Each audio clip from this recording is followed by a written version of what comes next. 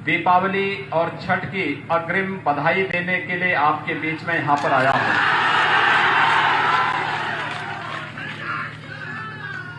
भाइयों बहनों, मैं लोकसभा चुनाव में भी आपके साथ पास आया था और तब भी मैंने आपसे कहा था कि यद्यपि राधा मोहन सिंह जी को आप लोगों ने 6 बार देश की सर्वोच्च सदन में भेजने का काम किया है और एक सामान्य कार्यकर्ता से लेकर के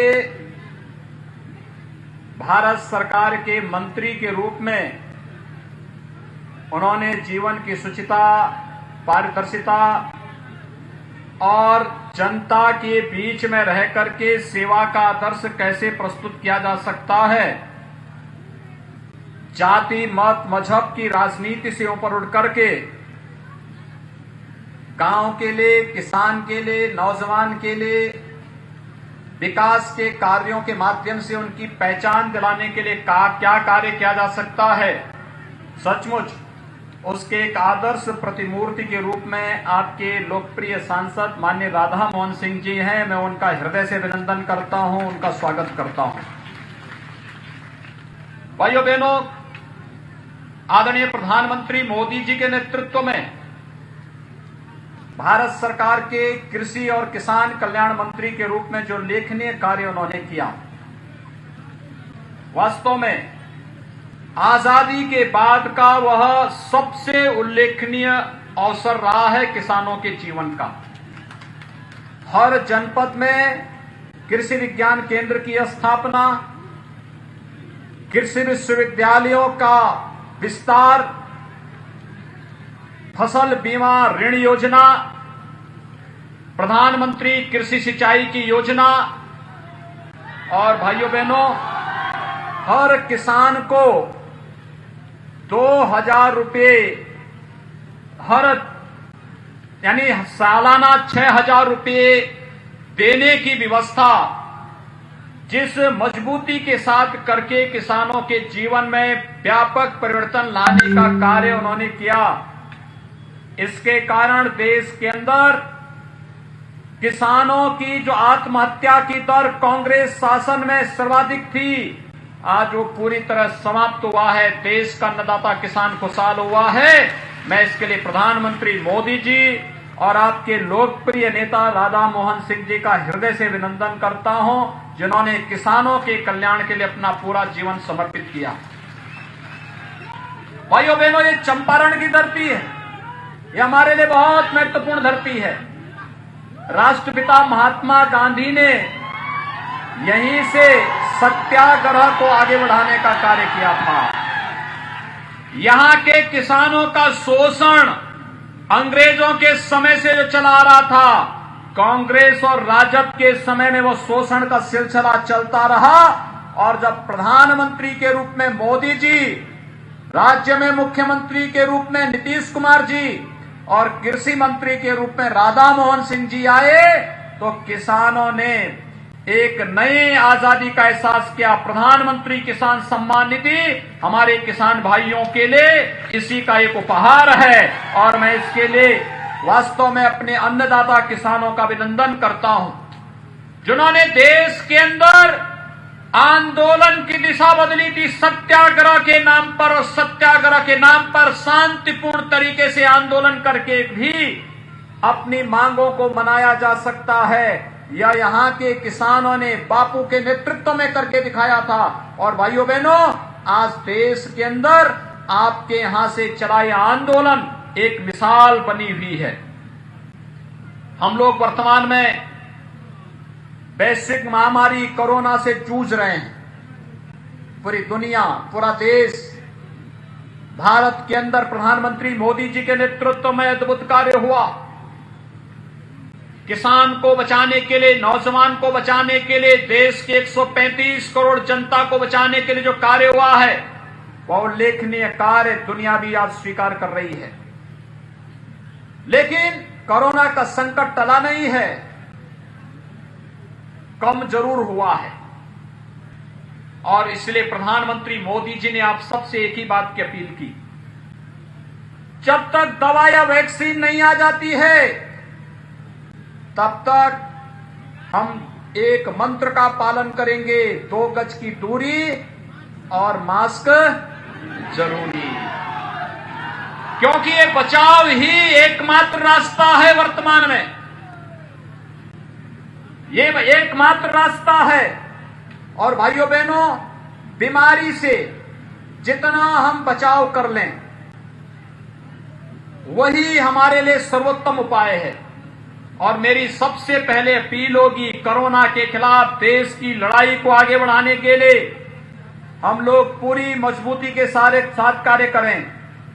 दूसरा, कोरोना कालखंड में प्रधानमंत्री मोदी जी के नेतृत्व में जिस मजबूती के साथ विकास के कार्यों को आगे बढ़ाने, गरीब कल्याण पैकेज के माध्यम से हर गरीब को अन्न उपलब्ध कराने, जनधन अकाउंट में धनराशि उपलब्ध कराने, किसानों के खाते में धनराशि उपलब्ध कराने, वृद्धजनों को, निराश्रित महिलाओं को, दिव्यांग जनों को धनराशि उपलब्ध कराने का जो कार्य हुआ है वह कार्य भी उल्लेखनीय कार्य था।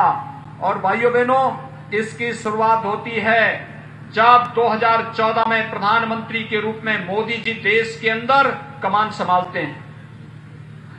इस देश के अंदर चली आ रही जातिवाद की राजनीति, क्षेत्रवाद और भाषावाद की राजनीति से ऊपर उठ करके उन्होंने जाति की दूरी को बदलने का कार्य किया। देश के अंदर राजनीति का आधार जाति, मत और मजहब नहीं होगा। देश के अंदर राजनीति की दूरी का आधार गांव होगा, किसान होगा, नौजवान होगा, महिलाएं होंगी।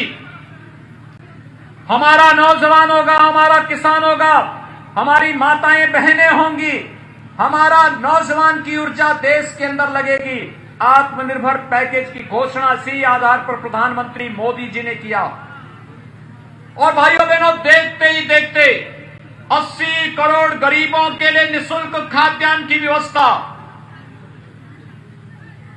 जनधन अकाउंट धारी प्रत्येक माताओं के खाते में 500 रुपए प्रतिमाह देने की व्यवस्था, हर किसान को प्रधानमंत्री किसान सम्मान निधि के अतिरिक्त 2000 की राशि उपलब्ध कराने की व्यवस्था, ये प्रक्रिया निरंतर चली। और बिहार, चंपारण का क्षेत्र हो, सिवान, गोपालगंज का क्षेत्र हो, ये तो सब उत्तर प्रदेश से जुड़ा हुआ क्षेत्र है। जब लॉकडाउन के दौरान हमारे भाइयों को महाराष्ट्र से, पंजाब से, दिल्ली से वहां पर अपने रोजी रोजगार को छोड़ करके अपने घर वापस आने के लिए मजबूर होना पड़ा था, तो भाइयों बहनों, भले ही महाराष्ट्र और दिल्ली के अंदर रोटी न मिली हो, लेकिन उत्तर प्रदेश के अंदर पूरे सम्मान के साथ हर बिहार वासियों को, हर बंगाल और झारखंड वासियों का सम्मान करने का कार्य हुआ। लोग मुझसे पूछते थे कि आखिर आप इतना क्यों मेहनत करना चाहते हैं, आपकी सरकार इतनी मेहनत क्यों कर रही है। मैंने कहा, देखो, मोदी जी ने कहा कोई भूखा नहीं रहना चाहिए। दूसरा, बिहार का व्यक्ति हमारे लिए परदेसी नहीं, वो तो हमारा आदमी है, क्योंकि मां सीता के मायका का जो व्यक्ति है तो हमारा वो अपना नागरिक है, अपना व्यक्ति है, इसलिए उसको कोई परेशानी नहीं होनी चाहिए। और भाइयों बहनों, आपने देखा होगा उत्तर प्रदेश के अंदर आते ही भोजन का पैकेट मिलना, उत्तर प्रदेश में आते ही उसको रुकने की व्यवस्था होना, उत्तर प्रदेश में आते ही उत्तर प्रदेश परिवहन निगम की बसेस से उनको उनके गंतव्य तक पहुंचाने की व्यवस्था करने का कार्य उत्तर प्रदेश सरकार कर रही थी, इसलिए क्योंकि उत्तर प्रदेश में आप सबके आशीर्वाद से भारतीय जनता पार्टी की सरकार है। भाइयों बहनों, देश के अंदर जाति, मत और मजहब की राजनीति ने देश के विकास को अवरुद्ध किया है, देश के सम्मान को रौंदा है। और आज आवश्यकता है हमें देश के अंदर विकास में अवरुद्ध और देश के सम्मान को रौंदने वाले इस प्रकार की किसी भी विकृति को फिर से नहीं पनपने देना है। प्रधानमंत्री मोदी जी ने 2019 में दूसरी बार प्रधानमंत्री पद के शपथ लेते ही एक संकल्प लिया और कहा था, पहला 5 वर्ष गरीब कल्याण के लिए, अगले 5 वर्ष देश के उत्थान के लिए। देश के उत्थान के लिए जो कार्य प्रारंभ हुए हैं, आपने देखा होगा पहले कश्मीर में हमारे जवान आतंकवादियों के कायराना हमलों के साथ शहीद होते थे, लेकिन आज कश्मीर के अंदर हमारा जवान पूरी मजबूती के साथ आतंकवाद को रौंद रहा है और 370 धारा 370 को कश्मीर से समाप्त करके अगर आज गोविंदगंज और हरसिद्धि से जुड़े हुए लोग भी चाहेंगे, चंपारण से जुड़े हुए लोग भी चाहेंगे कि उन्हें कश्मीर में मकान बनाने के लिए जमीन लेनी है, उसके लिए किसी के परमिशन की आवश्यकता नहीं। जैसे आप गोरखपुर में जमीन ले सकते हैं, ऐसे ही श्रीनगर में भी, जम्मू में भी ले सकते थे।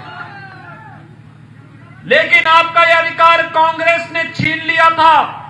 आपका यह अधिकार कांग्रेस के सहयोगी दलों ने कभी आपको नहीं दिया, लेकिन यह अधिकार प्रधानमंत्री मोदी जी और गृह मंत्री अमित शाह जी ने आपको फिर से दिया है। मैं प्रधानमंत्री मोदी जी का और गृह मंत्री अमित शाह जी का अभिनंदन करता हूं। आज कश्मीर में धारा 370 समाप्त हुई। आतंकवाद की ताबूत पे अंतिम कील ठोकने का कार्य कर दिया गया, जवाब दे दिया गया, देश में आतंकवाद के लिए कोई जगह नहीं। पहले देखिए, कांग्रेस के शासनकाल में आतंकी हमले होते थे। मुंबई पे आतंकी हमला हुआ, दिल्ली में आतंकी हमला हुआ, उत्तर प्रदेश के अंदर कई जगह विस्फोट हुए, देश के अंदर अलग अलग स्थानों पर आतंकी हमले होते थे। और जब जनता मांग करती थी कि आतंकवादियों को पाकिस्तान प्रश्रय दे रहा है, इसका जवाब दिया जाना चाहिए, तो कांग्रेस नेतृत्व की यूपीए की सरकार कहती थी कि नहीं नहीं, पाकिस्तान के खिलाफ बोलेंगे नहीं, क्योंकि कहीं वो एटम बम का दुरुपयोग न कर ले। भाइयों बहनों, आज पाकिस्तान कहीं भी कोई हरकत करता है तो भारत के बहादुर जवान पाकिस्तान के अंदर घुस करके सर्जिकल स्ट्राइक के माध्यम से पाकिस्तान की कमर तोड़ने का काम करते हैं। और पाकिस्तान के प्रधानमंत्री इमरान खान दुनिया के अंदर घूम घूम करके चांद की भीख मांगते हुए फिरते हैं कि बचा लो, भारत आज हम पे हमला करने वाला है। यह है नया भारत, यह है मोदी जी का भारत, यह है न्यू इंडिया, जहां पर भारत के 135 करोड़ लोगों की सुरक्षा और उनके सम्मान के साथ कोई समझौता नहीं होगा। इस संकल्प के साथ मोदी जी के नेतृत्व में भारतीय जनता पार्टी की सरकार कार्य कर रही है। और जहां एक तरफ आतंकवाद और नक्सलवाद को समाप्त किया जा रहा है, वहीं दूसरी ओर देश के अंदर 500 वर्षों से लोगों के मन में एक टीस, ये क्षेत्र, हम लोग जब पश्चिमी चंपारण के पास जाएंगे, वाल्मीकि नगर पड़ेगा, और कहते हैं महर्षि वाल्मीकि ने दुनिया का सर्वश्रेष्ठ महाकाव्य रामायण यहीं पे रचा था। दुनिया का पहला महाकाव्य है। आदि कवि कहे गए महर्षि ब्रह्मर्षि महर्षि वाल्मीकि, और उन्होंने उस महाकाव्य के माध्यम से राम नाम के एक ऐसे मंत्र को देश के अंदर प्रज्वलित किया, जो मंत्र आज भी हमको सुख में दुख में, हंसते हुए गाते हुए रोते हुए, हर पल हर क्षण हमारी शक्ति का आधार बनता है। राम नाम की इस ताकत का एहसास कराने वाले महर्षि वाल्मीकि किस पावन धरा को में प्रणाम करते हुए जो 500 वर्षों की टीस थी, भाइयों बहनों, अयोध्या में भगवान राम के भव्य मंदिर के निर्माण का मार्ग प्रधानमंत्री मोदी जी ने प्रशस्त कर दिया है। जब मैं आया था पिछली बार, राधा मोहन बाबू के चुनाव प्रचार के समय आया था, तब यहां के नौजवान कहते थे कि राधा मोहन बाबू ने विकास काम कराया है, खूब काम कराया है, कृषि के लिए भी उल्लेखनीय कार्य किया है। लेकिन हम लोगों को बार बार एक नारा दिया जाता है, रामलला हम आएंगे, मंदिर वहीं बनाएंगे। और तब यहां पर हमारे कुछ मीडिया के साथियों ने टिप्पणी की थी कि आप लोग ये नारा जो लगाते हैं, क्या आप तारीख भी बताएंगे क्या? और तब मैंने कहा था कि अगली बार जब आएंगे तो तारीख भी हम लेकर के आएंगे, और मेरी हार्दिक इच्छा थी अयोध्या में जब 5 अगस्त 2020 को देश के यशस्वी प्रधानमंत्री आदरणीय नरेंद्र मोदी जी ने अयोध्या में भगवान राम के भव्य मंदिर के निर्माण के लिए आधारशिला रखी, कार्य का शुभारंभ किया, मेरी हार्दिक इच्छा थी कि बिहार के हर गांव का प्रतिनिधित्व अयोध्या में उस दिन होना चाहिए।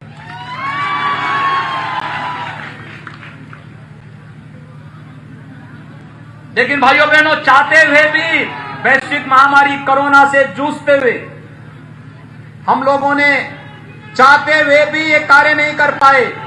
लेकिन कोरोना से वर्तमान की लड़ाई को लड़ते हुए लोकतंत्र की इस लड़ाई को मजबूती के साथ आगे बढ़ाना है, और मैं आप सबको कहने के लिए आया हूं, भाइयों बहनों, आज बिहार विकास और सुशासन के जिसमें एक मॉडल के साथ नीतीश कुमार जी के नेतृत्व में काम कर रहा है, यही बिहार की पहचान है।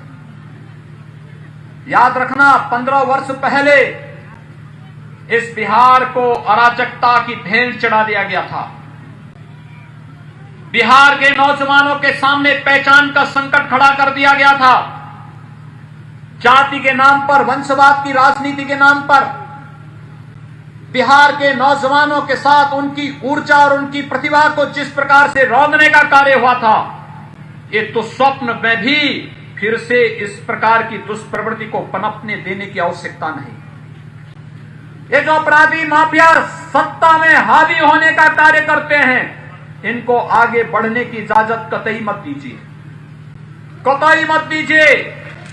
याद करिए, जब नीतीश कुमार जी का शासन आया, 3 माफिया और अपराधियों के खिलाफ कार्रवाई हुई, बहुत सारे लोग जेल के अंदर सड़ रहे हैं। जो बाकी बचे हुए हैं, ये लोग इंतजार कर रहे होंगे, इनकी भी पारी आएगी, ये लोग भी अंदर जाने का कार्य इनका भी होगा।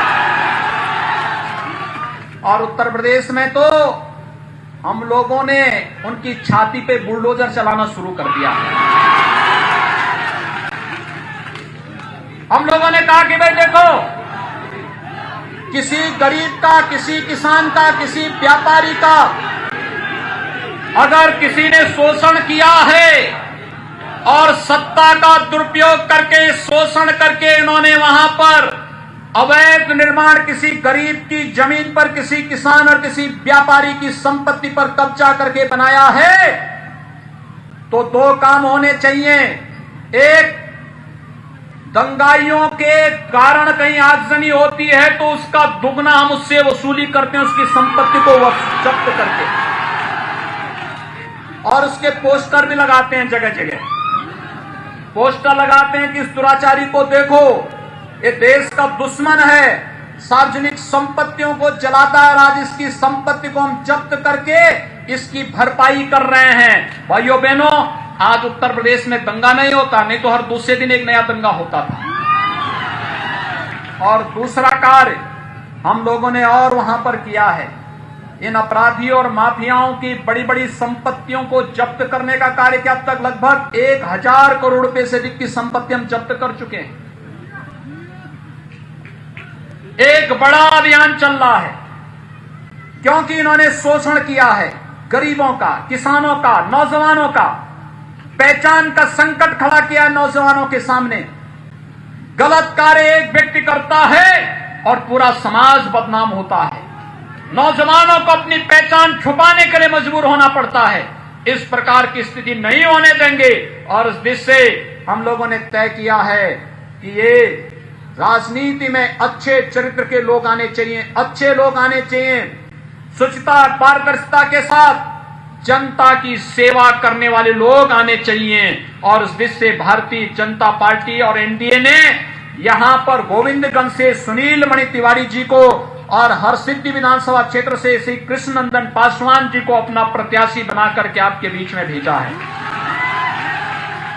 भाइयों बहनों, इतनी भारी संख्या में आप सब यहां पर आए हैं, और आपका जो उत्साह है ये भी बताता है कि हम लोग अब जाति, मत और मजहब से ऊपर उठ करके विकास के पथ पर अग्रसर होकर के, क्योंकि काम तो मोदी जी के नेतृत्व में और नीतीश कुमार जी के नेतृत्व में हो रहे हैं, निरंतर आगे बढ़ेंगे।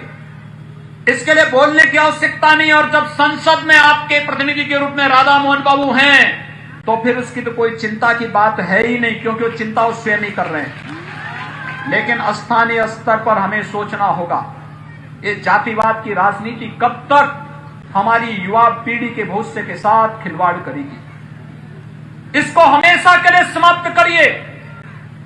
वंशवाद की राजनीति अपने ही पनपने देंगे, क्योंकि 15 वर्ष पहले जिस अराजकता को और जिस जंगल राज को बिहार ने झेला है, उसने बिहार के सामने पहचान का संकट खड़ा किया। अन्यथा बिहार का नौजवान तो पूरे देश और पूरी दुनिया के अंदर अपनी प्रतिभा और अपनी बहुत अच्छा शार्प ब्रेन के लिए जाना जाता है। जहां कहीं भी बिहार का नौजवान गया, वहां पर उस नौजवान ने अपनी प्रतिभा का लोहा मनाया है। उस नौजवान को अवसर मिलना चाहिए। उस नौजवान को वंचित किया है, उसकी प्रतिभा को रौंदने का कार्य 15 वर्ष पहले जिन लोगों ने किया, आज वे रोजगार का एक नया लॉलीपॉप लेकर के आपके बीच फिर आ गए। याद करिए, इनके समय में भी प्रधानमंत्री आवास बन सकते थे, इन्होंने नहीं बनाया। इनके समय में भी गरीबों को विद्युत के निःशुल्क कनेक्शन मिल सकते थे, इन्होंने नहीं दिया। इनके समय में भी रसोई गैस के निःशुल्क कनेक्शन मिल सकते थे, इन्होंने नहीं दिया। इनके समय में भी किसानों को प्रधानमंत्री किसान सम्मान निधि का लाभ दिया जा सकता था, इन्होंने नहीं दिया। इनके समय में भी आयुष्मान भारत का लाभ 5 लाख रुपए सालाना स्वास्थ्य बीमा का कवर हर एक नागरिक को दिया जा सकता था, इन्होंने नहीं दिया। क्योंकि गरीब और किसान और नौजवान और महिलाएं कभी भी इनके एजेंडे में नहीं थी। ये लोग गरीबों को और किसानों को क्या देंगे? ये तो मनुष्य है। इन्होंने तो मूक जानवरों का चारा भी हजम कर दिया था। और भाइयों बहनों, जब मूक जानवरों का चारा हजम कर दे रहे हैं, उनसे ये उम्मीद करना कि वे विकास के कार्यों को आगे बढ़ाएंगे, मुझे लगता है रोजगार देंगे, रोजगार इनके समय में बिकेगा। इनको कतई अवसर मत दीजिए, क्योंकि इन लोगों ने सत्ता के नाम पर बिहार के सामने पहचान का संकट खड़ा किया था। और इसलिए भाइयों बहनों, भारतीय जनता पार्टी और एनडीए के प्रत्याशी आज आपके बीच में हैं। आप सबसे मैं अपील करूंगा कि भारतीय जनता पार्टी और एनडीए की सरकार ने, चाहे वह दिल्ली की सरकार हो, केंद्र की सरकार हो या बिहार की सरकार हो, जो कहा सो करके दिखाया। एक एक करके सभी कार्य आप समझ सकते हैं। क्या अयोध्या में भगवान राम के भव्य मंदिर के निर्माण के बारे में कभी कोई सोचता था? लेकिन वो संभव करके दिखा दिया ना। और मैं सही बता रहा हूं, अगर कोरोना और लॉकडाउन नहीं होता तो भाइयों बहनों, बिहार के हर गांव से हम प्रतिनिधित्व करवाते वहां पर अयोध्या में, जरूर करवाते। कोरोना समाप्त होने दीजिए, भगवान राम का भव्य मंदिर बनने दीजिए एक बार।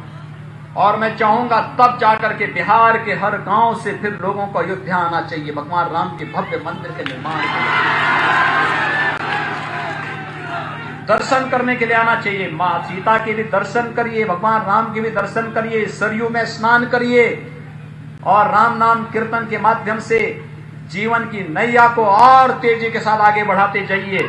ये कार्य निरंतर आगे बढ़ता रहेगा और यही कार्य करने के लिए आज एक बार फिर से हम आपके बीच आए हैं। आप सबका मैं आह्वान करने के लिए आया हूं। भारतीय जनता पार्टी और हमारे एनडीए के जितने भी प्रत्याशी इस जनपद के अंदर हैं, इन्हें कमल चुनाव चिन्ह पर या फिर जदयू का तीर और भी हमारे जो भी एनडीए के प्रत्याशी हैं, उन प्रत्याशियों को विजयी बनाने के लिए इतनी बड़ी संख्या में आप लोग यहां पर हैं। आपके पास स्मार्टफोन है, हर नौजवान के पास स्मार्टफोन है। स्मार्टफोन का इस्तेमाल करके अपने नातेदार, अपने रिश्तेदार, अपने मित्र, अपने शुभचिंतक सबके साथ बातचीत करके, एसएमएस करके उनको बताने की आवश्यकता है ये विकास और सुशासन की लड़ाई है और इस लड़ाई में तमाम लोग तमाम प्रकार के नारों के साथ आने का प्रयास करेंगे। इसलिए आप सभी से मेरी अपील कि हम विकास और सुशासन का पक्ष लेकर के नीतीश कुमार जी के नेतृत्व में एनडीए की सरकार फिर से बिहार के अंदर बनाने के लिए पूरी मजबूती के साथ कार्य करें। यही अपील करते हुए भारतीय जनता पार्टी और जदयू के प्रत्याशी श्री सुनील मणि तिवारी जी को, श्री कृष्णनंदन पासवान जी को भारी मतों से विजयी बनाने की अपील करते हुए वाणी को देता हूं विराम। जय जय श्री राम, जय जय श्री राम, जय जय।